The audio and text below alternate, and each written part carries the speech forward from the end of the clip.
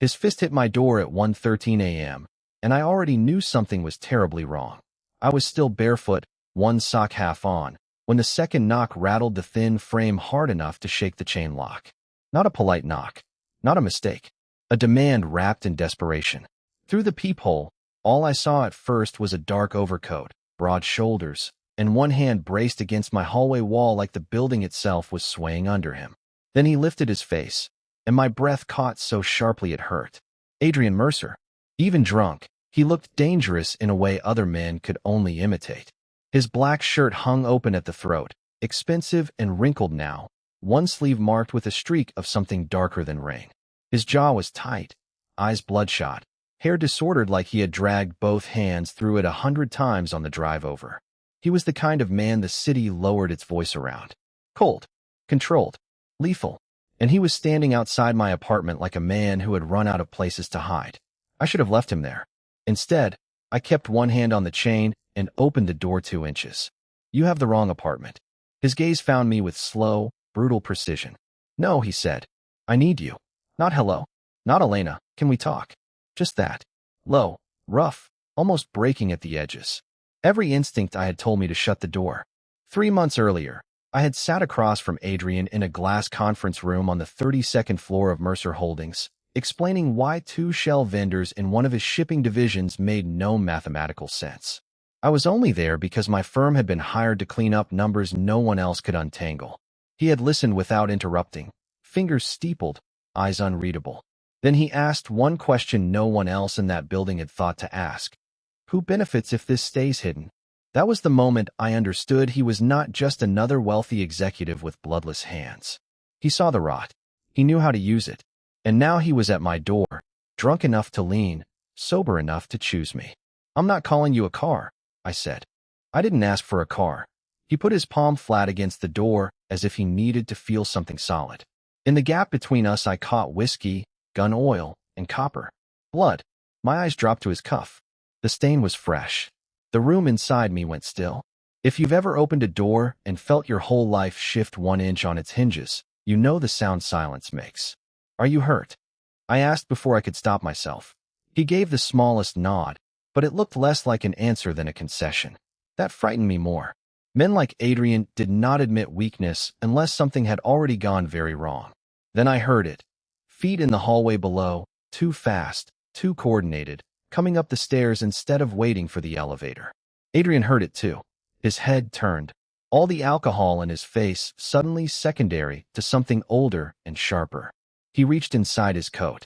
I stepped fully into the doorway before he could pull whatever he had hidden there into the light. Inside, I whispered. He stared at me, surprised for the first time since I had opened the door. Hurry. That was my choice. Not kindness. Not surrender. A decision with teeth. If the wrong people saw Adrien Mercer at my apartment at 1 in the morning, I could lose my job, my name, my ordinary life. If the right people saw him, I could lose much more than that. But leaving him in the hall had become impossible the second I heard those steps. He moved then, fast, heavier than I expected, one hand catching the doorframe as he crossed into my apartment. The door barely clicked shut before the apartment changed shape around him. What had been 800 square feet of clean lines, stacked reports, and one carefully controlled life suddenly felt too small for Adrien Mercer's shoulders, too bright for the raw damage in his face, too fragile for the violence that seemed to follow him in like cold air. Rain darkened the black wool of his coat. Whiskey clung to him beneath the sharper scent of wet pavement and gun oil. His palm stayed braced against the frame for one long second, as if even standing upright had become a negotiation. Elena took one step back, not from fear alone, but from impact. Power looked different this close. Less polished, more dangerous, more human than she wanted. Sit down, she said. The command landed between them with surprising force. For a moment, Adrien Mercer looked at her as if nobody had spoken to him like that in years. Then, without argument, he crossed the room and sat on the edge of her couch. Not gracefully, not like a king lowering himself onto a throne, like a man choosing collapse over pride by half an inch. That was the first thing that felt wrong. The second was the blood. Not much at first glance. Just a dark seam near his ribs where the coat pulled unevenly. But once Elena saw it, she could not unsee it. A slow leak. Controlled, but real. Not the dramatic kind from movies. The worst kind. Quiet enough to ignore until it became catastrophic. You're hurt. I've been worse. I'm sure that's comforting to the people trying to keep you alive. A flicker moved in his expression. Not amusement exactly. Recognition. Elena's heart was not trembling now. The part of her that spent 10 hours a day finding hidden risks inside polished balance sheets had taken over. Injury meant consequence. Consequence meant decision. And a drunk mafia boss on her couch with blood in his coat was no longer only a moral problem. It was a practical one. She grabbed the small first aid kit from beneath the sink, a dark hand towel, and the bottle of water she had meant to take to bed. Her fingers were steady. That irritated her, because steadiness felt too much like acceptance. Take the coat off. No, his answer came instantly, rough and low. Elena set the kit on the coffee table with deliberate care. Then bleed on Italian leather and make this harder for both of us. Silence. Then he exhaled through his nose, reached for the coat, and shrugged it off. Beneath it, the white dress shirt was soaked through at the side. The fabric stuck to his skin in a dark red sheet that made her stomach tighten. Not a gunshot. A deep knife wound, bound badly and reopened, maybe from movement, maybe from whatever had happened before he found her door. The shirt clung to muscle and heat and damage. This close. He did not look drunk in the harmless way men use to excuse themselves. He looked exhausted, furious, and barely holding a line only he could see. What happened? 3 men followed the wrong car. That answer was precise enough to be intentional and vague enough to be a warning. Elena knelt beside the coffee table and opened the kit. Alcohol pads, gauze, tape, basic supplies for ordinary accidents, not this. Her apartment lamp threw a warm circle over his hands, and she noticed the split skin across his knuckles, the small crescent of dried blood near his cuff, the tension in his jaw each time he breathed too deep. I need to clean it. Do it. She hesitated only once, and that hesitation had nothing to do with blood. It had to do with proximity, with the impossible fact of Adrien Mercer sitting in her living room, letting her touch the place where someone had tried to tear him open. The first press of the towel made his body lock. Hold still, she said. His eyes lifted to hers. The room went quiet. Not submissive, not softened, but still. Morning came in thin gray bands through the blinds, turning the dried rust on the towel in my sink almost black. My neck ached from sleeping upright on the armchair, one hand still curled around the box of gauze on my lap. My apartment carrying that strange after scent of antiseptic, coffee grounds, and danger that had stayed the night. For one suspended second, I forgot why my heartbeat was already too fast. Then I saw him. Adrien Mercer was awake on my couch, not sprawled like a drunk man anymore, but sitting forward with his forearms braced on his knees, dressed in the same ruined shirt I had cut away and loosely rewrapped with fresh bandages before dawn. The softness from the night was gone. In daylight, he looked exactly like what the city whispered he was, controlled, hard, and used to surviving things other men did not. But there was a fatigue in his face that made him seem more dangerous, not less. Men like him made their worst decisions when they had gone too long without sleep and too long without trust.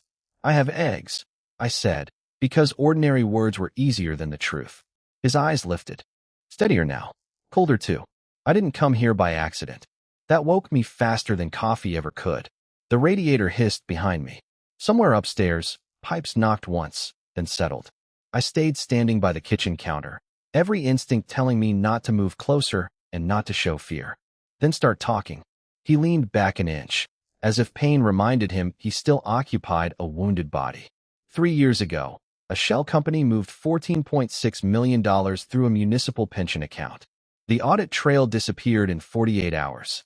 I stared at him. I know, he said. You flagged it. The mug in my hand stopped halfway to the sink. I had flagged it. At my old firm, late one Friday, after everyone else had gone home and the office windows had turned the whole city into reflection. I had found the discrepancy, built the report, sent it up, and by Monday morning the file was gone and my access had been revoked. 2 weeks later, I was told I was being restructured out. I had spent years pretending that betrayal was just corporate cowardice because the alternative was uglier. How do you know that? I asked. Because I paid to find the analyst who caught it before my enemies did. The room went very still. Not because I understood him, because I suddenly didn't. He watched the change hit my face and didn't look away from it. That money moved through accounts tied to the Bratva. But one branch of that trail touched a construction fund I owned under another name. I wasn't stealing pensions. I was being framed into a ledger designed to bury me with them. The shock of it moved through me slowly, like cold water finding every crack. So you tracked me because of an audit? Because you saw the truth. His voice dropped. And because anyone else who realizes what you saw is now a threat to both of us. Outside, tires hissed over wet pavement. Inside, every object in my apartment seemed suddenly sharper. The chipped edge of the counter, the legal pad beside my laptop, the deadbolt on the door that now felt decorative at best. This was not about a wounded man needing shelter anymore. This was about evidence, memory, and the fact that my ordinary life had apparently been standing over a fault line for years. You should have told me last night. You wouldn't have opened the door. I hated that he was probably right. I set the mug down before my hand could shake hard enough for him to see. What do you want from me? That was the first moment he looked uncertain, not weak, not hesitant, just forced into honesty by necessity. He stood slowly, one palm flattening for a second against the back of the couch until the pain passed. When he spoke again, the words came stripped clean. The words landed without decoration. I need someone I can trust with the truth. For a second, all I heard was the refrigerator humming in my kitchen and the old pipes ticking behind the wall. Morning light dragged across the hardwood floor in thin gray bars, catching on the blood-stained towel I had dropped beside the couch sometime before dawn.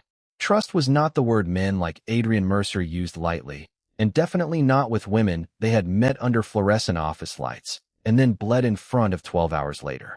I stared at him, at the pale strain around his mouth, at the hand still braced against the couch, and something in me tightened instead of softened. Then start there, I said, with the truth. He held my gaze, but he did not answer right away. That silence told me more than any polished lie would have. He was choosing which version of himself to put in my apartment, the man everyone feared, or the man who had shown up on my doorstep half-conscious and bleeding through an expensive shirt. There are rules now, he said at last. If you stay near me, you don't leave this apartment alone. You don't answer unknown numbers. You don't go to your office until I say it's clear. I almost laughed, but there was no humor in me. You don't get to walk into my home and start issuing orders. His jaw shifted. I'm not ordering you because I enjoy it. No, I said. You're doing it because you're used to people obeying. That hit. I saw it in the brief stillness that followed, the kind that only comes when a person hears something they already suspect is true. He looked past me toward the window, where the city was waking up in sirens and delivery trucks, and the ordinary life I suddenly seemed very far from. The men who came after me last night were Bratva, he said. 3 operatives. This wasn't random pressure. They were trying to force a mistake. I folded my arms, more to keep myself steady than defensive. And I'm the mistake? His eyes came back to mine. No, you're the variable they didn't account for. It should not have mattered, that distinction. It did. He moved carefully back to the couch and sat, one controlled breath at a time, and for the first time since he arrived, the power in the room shifted because I let it. I stayed standing. I asked the questions. I decided whether he got coffee, gauze, or silence. Why my apartment? I asked. Don't tell me it was convenience. He looked down at his bandaged side, as if the answer was stitched there with the wound. Because I knew you'd open the door eventually. That's not an answer. It's the only one I can give without putting you in more danger. Anger flashed up hot and immediate. Not because he was withholding, but because part of me believed he had a reason. I hated that. I hated the pull of his restraint more than I would have hated arrogance. Then let me make this simple, I said. If I'm in danger because of you, I get choices. Real ones. No half-truths. No more deciding for me what I can handle. He leaned back slowly, pain sharpening the line of his face, but he nodded once. Fair. I did not trust the word. Still, it was the first concession he had made since crossing my threshold. Then his phone vibrated on the coffee table. The screen lit the room with a hard white glow. No name. Just a number. He looked at it once, and his expression changed. Not fear, not exactly, but a colder calculation, as if an invisible board had just rearranged itself. Answer it, I said. His eyes lifted to me. You said trust, I said. Prove you know what it means. A long second passed. Then he put the phone on speaker. A man's voice came through, accented and amused. You survived. Good. That means you can listen. Every muscle in my body locked. The voice on the speaker gave a soft chuckle, the kind a man makes when he already knows where you sleep. Walk to your window, Elena Hart. Cold spread through me so fast it felt chemical. My apartment had never seemed small before. It was 600 square feet of ordinary life. Dish towel over the oven handle, half-read market reports on the table, a navy blazer hanging over the back of a chair. Suddenly, every familiar object looked staged, like someone had studied my routines and arranged the room around my fear. Don't, Adrien Mercer said, and his tone changed the air. Not drunk now. Not afraid. Steal. The man on the phone laughed again. Then perhaps I describe what I see. Third floor corner unit. Kitchen light on. White mug by the sink. You should teach your analyst to close her blinds. My hand tightened around the edge of the counter until it hurt. He was outside. Not guessing. Watching. Who are you? I asked, hating how thin my voice sounded. You don't need my name, he said. You need to understand that whatever Adrien Mercer touches becomes leverage. Tonight, that means you. The line went dead. For one suspended second, the only sound was the refrigerator humming and the old pipes ticking in the wall. Then everything moved at once. Adrien crossed the apartment in 3 strides, killed the kitchen light, and pulled me down below the window line. His palm covered the back of my neck, firm and hot, pushing me toward the narrow space between the couch and the wall. Stay low. Not a request. He drew a gun from the holster at his back. Phone in one hand, weapon in the other. Calm where panic should have been. I stared at him. There's someone outside my building. I know. You knew this could happen. Yes. The honesty hit harder than a lie would have. I felt my face go hot with anger, even while fear kept clawing at my ribs. He was already speaking into his phone, clipped and lethal, ordering his security team into motion. For men. Positions. Entrances. Roofline. Alley. No wasted words. No raised voice. Just control landing in the room like iron bars. Within 90 seconds, headlights cut across my blinds. Car doors opened and shut. Heavy footsteps took the stairwell and the street below at the same time. Adrien moved to the side of the window, never in front of it, listening for details I couldn't hear. Then came the sound that turned my stomach. 3 hard knocks. Not on the building's front door. On mine. Every instinct in me recoiled. Nobody visited this late. Nobody knocked like that unless they wanted the person inside to understand they were not safe. Adrien looked at me once. Bathroom. Lock it. I'm not leaving you alone out here. His eyes sharpened. This is not bravery. This is exposure. Another knock. Harder. I hated him for being right, and I hated myself for moving. I backed toward the bathroom, pulse hammering in my throat, while he stepped into the narrow strip of darkness beside the door. The chain was still on. The deadbolt locked. The old wood looked suddenly fragile, too thin to separate a life before from a life after. A male voice came through the door. Calm. Mocking. Delivery. No one moved. Then the knob twisted once, slow and deliberate. The next second shattered. A crack split the hallway outside. Gunfire, loud enough to make the pipes rattle. Men shouted. Feet pounded. Another shot answered from the stairwell. Adrien opened my door just enough to fire through the gap, one controlled burst, then slammed it shut again before I could even process what I'd seen. I dropped to the tile, hands over my ears, heart slamming against bone while the apartment filled with the smell of burned metal and old plaster. Then silence. Not peace. The worst kind. Waiting silence. Adrien yanked the door open and scanned the hall. One of his security men appeared at the far end, breathing hard, suit jacket open, weapon drawn. 2 in the stairwell, he said.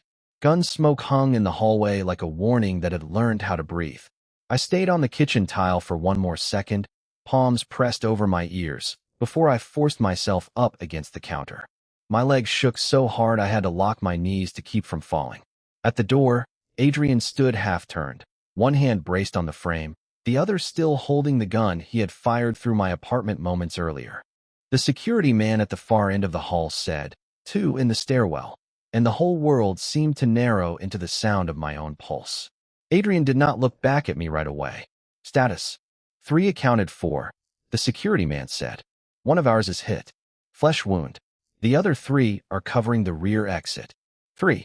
rival Bratva operatives. All of them here. All of them because of him. And because of me. That realization landed harder than the gunshots had. I pushed off the counter. Why my apartment? My voice came out raw, thinner than I wanted, but it cut through the silence anyway. Adrien finally turned. There was blood at his cuff that I could not tell was his or someone else's. His face had lost that drunken blur from earlier. Whatever had been clouding him was gone now, burned off by danger. What remained was colder, sharper, and somehow more exhausted. Elena Hart, he said quietly, lock the bedroom window and get away from the exterior wall. That's not an answer. No, his eyes held mine. It isn't. The security man stayed at the end of the hall, guarding the line of sight to the stairwell, giving us distance without truly giving us privacy. Smart. Necessary. The apartment felt too small for truth and violence at the same time. I moved to the window anyway, because survival was still louder than pride. My fingers trembled against the latch. The city lights outside looked indifferent, bright, and far away. I shut the blinds, stepped back, and turned to face him. You didn't end up here by accident, I said. It was not a question. I could see that much now. The look on his face told me I was finally standing in front of the right door inside this night. Adrien lowered the gun a fraction. No, the word dropped between us like a final piece sliding into place. I stared at him. Then say it. A beat passed. I watched his throat move once before he spoke, as if the confession itself cost him more than the bullets outside. I knew where you lived before tonight. The room went still. Not because I was surprised he had resources. A man like Adrien Mercer could find anyone. What hollowed me out was the calm in his voice. The fact that he had chosen this moment to stop lying only when the walls had nearly come down around us. How long? I asked. 8 months. My chest tightened. 8 months. Long before the first time he looked at me like I was something more than an inconvenience. Long before the pressure, the proximity, the impossible gravity that had been pulling me into his orbit whether I wanted it or not. Why? His jaw flexed. Outside, somewhere below us, a siren wailed and faded. Inside, everything narrowed to his answer. Because your name surfaced in one of my internal audits, he said. A shell transfer. Numbers hidden well enough to survive 3 reviews. You flagged it before anyone else did. I blinked. That was at Halcyon Capital. I know where it was. Of course he did.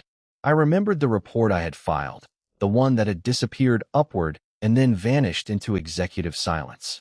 I had told myself that was how corruption protected itself. I had not imagined the money trail led to him. I thought you were investigating me, I said. I was investigating who was using my network without my authorization. His voice lowered. His voice lowered, and the apartment seemed to shrink around it. The overhead light buzzed once, weak and yellow, while the last of the gun smoke drifted toward the ceiling in thin gray ribbons. My hands were still shaking, but not from the shots anymore. It was the way he said authorization, as if money moved through cities and shell companies and debt accounts the way blood moved through veins, and someone had been bleeding him from the inside. I stared at him across my kitchen, at the dark stains spreading along his shirt near the ribs, at the hard set of his jaw that looked more exhausted than angry now. Then someone close to you is dirty. I know. The answer landed harder than I expected. Not denial. Not rage. Certainty. For a second, all I could hear was the refrigerator humming and the uneven breathing of one of his security men in the hall. 4 of them had come in and turned my apartment into a perimeter, but this suddenly felt smaller than a security problem and much worse. Men with guns I could understand. Numbers on a spreadsheet that quietly fed violence into the right hands while hiding inside legitimate structures. That was my world. That was the language I spoke.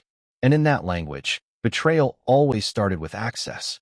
I pushed off the counter and crossed to my laptop, where it still sat half open on the small dining table, a spiderweb crack in the screen from when it had hit the floor earlier. Show me the transfers again. One of the security men shifted, uneasy. Adrien Mercer did not. You should leave, he said. No, my voice surprised even me. You came here because I matter to this. If someone inside your operation used your network and routed it through accounts I flagged at Halcyon Capital, then I'm already in it. The only choice I have left is whether I stay blind. Silence answered first. Heavy. Measuring. Then he reached into his jacket and handed me his phone. That was the moment the balance changed.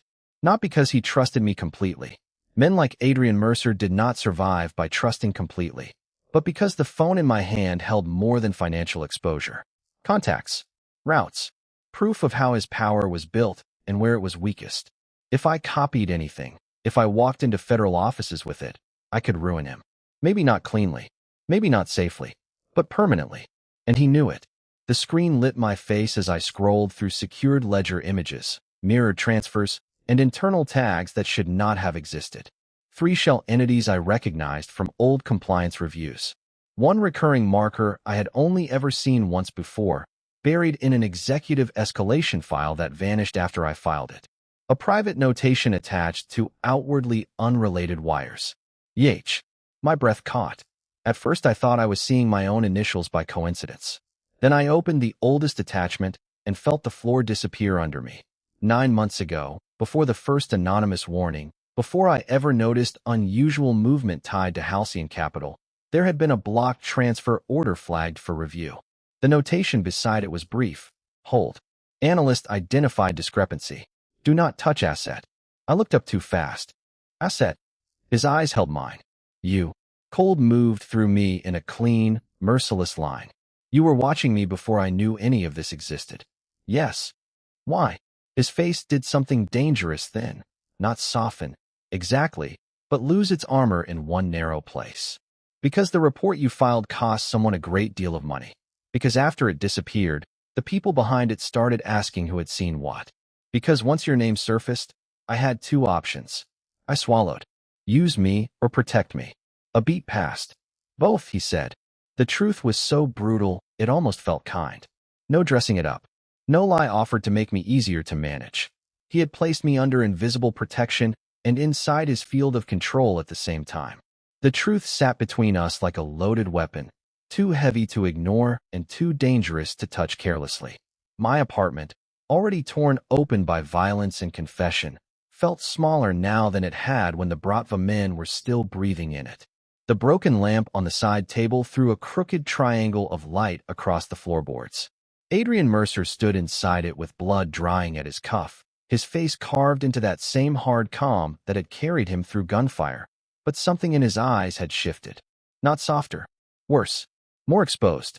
I wrapped both hands around the edge of the kitchen counter to steady myself. So what happens now? A muscle moved in his jaw. He glanced toward the door, toward the dark hallway beyond it, measuring exits, angles, probabilities. Even here, even after everything, part of him was still calculating survival.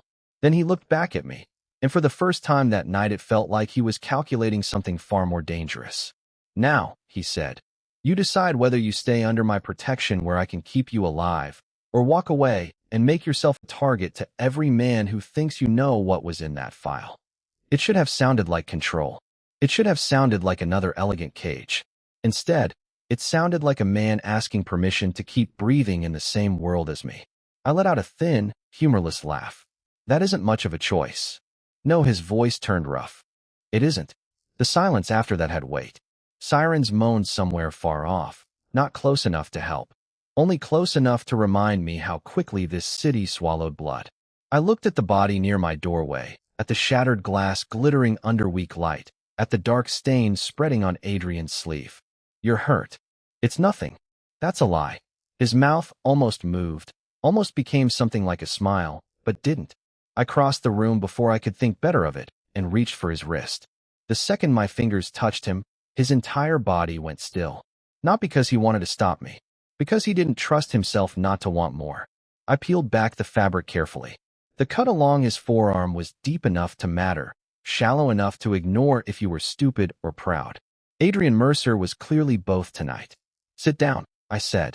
Elena, sit. For one suspended second, I thought he might refuse on instinct alone.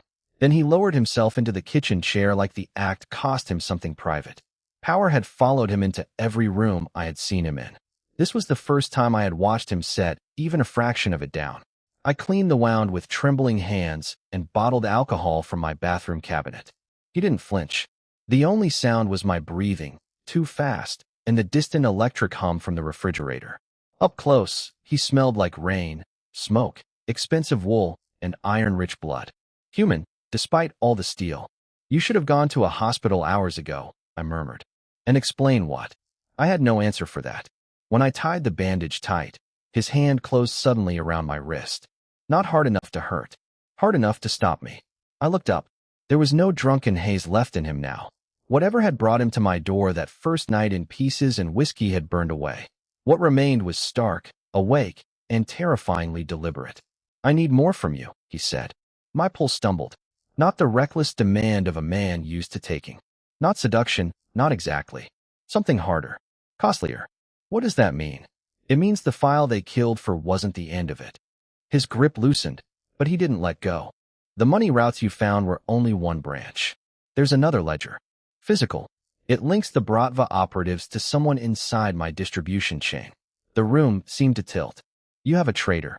"I have rot," he said coldly. "I have rot," he said coldly. For a second, all I could hear was the refrigerator humming behind me and the slow drip of water from the broken kitchen faucet. Blood had dried in dark streaks along my floorboards. One of my dining chairs lay on its side. My apartment smelled like gunpowder, rain, and the sharp metallic edge of truth. Adrien Mercer stood in the middle of all of it like a man carved out of damage, one hand still around mine, his dark shirt spattered with someone else's violence. Then I understood what mattered most. The Bratva operatives were dead. The file was real. The traitor existed. But the thing changing the room was not the ledger. It was him. "You didn't come here tonight because you were drunk," I said. His jaw tightened. He looked away first, which was somehow more intimate than if he had kissed me. "No." The answer landed harder than any lie could have. I pulled my hand free, not to retreat, but to think. My pulse steadied by force. I had spent years reading numbers because numbers did not flinch, did not seduce, did not bleed. But Adrien Mercer did all three, and somehow I could still see the pattern. "You put me in that job," I said quietly. "You made sure I was close enough to the books to find what you needed found. Close enough to protect. Close enough to watch." "Yes." "And before tonight." His silence stretched. Not evasive. Careful. Like he knew one wrong word would break something that had survived bullets. "I knew who you were before you knew my name," he said at last. Not because of business. The room went still. A memory stirred, small and long buried. A courthouse corridor 6 years ago. Cheap fluorescent light. A winter coat too thin for January. Me sitting on a plastic bench with a cardboard file box in my lap after testifying in a fraud case that had destroyed my old firm. I had been shaking so badly I could barely hold a pen. A man in a dark overcoat had stopped at the water cooler across from me. He had said nothing, just slid a sealed envelope onto the bench beside me and walked away. Inside had been cash. Enough for first month's rent, groceries, and breathing room. No note. No name. I stared at Adrien. "That was you." His eyes met mine. No performance left in them now. "Yes." I felt the floor shift under every version of the story I had been telling myself. I had thought tonight began with a knock, with whiskey on his breath and danger at my door. But this had started years ago, with a man who had seen me ruined in public and refused to let me disappear. "Why?" I asked, and my voice broke on the word. He stepped closer, slow enough to let me stop him.